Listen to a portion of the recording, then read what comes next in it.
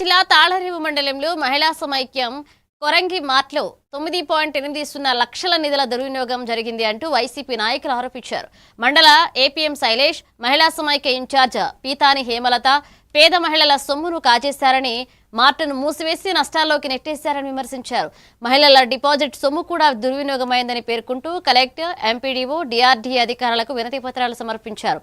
వ్యవహారంపై సమగ్ర విచారణ జరిపి బాధ్యులపై చర్యలు తీసుకుని మహిళలకు న్యాయం చేయాలని డిమాండ్ చేశారు.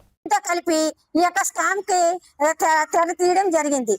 చర్యలు తీసుకోవాలైనా ముఖ్యంగానే దాన్ని పక్కన పెట్టి ఎవరి కొమ్ము కాసి ఎవరిని మేలు చేసి ఎవరి పేరు బయటకు రాకుండా ఉండాలని ఆయన మరి ప్రయత్నిస్తూ ఉన్నారనేది ఆయన చెప్పవలసిన బాధ్యత ఉంది. ఎందుకంటే మాకు ప్రజాప్రతినిధులకి ఇక్కడికి వచ్చి ఆయన సమాధానం చెప్పలేదంటే ఆయన ఏ స్థాయిలో ఉన్నారనేది అర్థమవుతుంది. అంతే కదండి.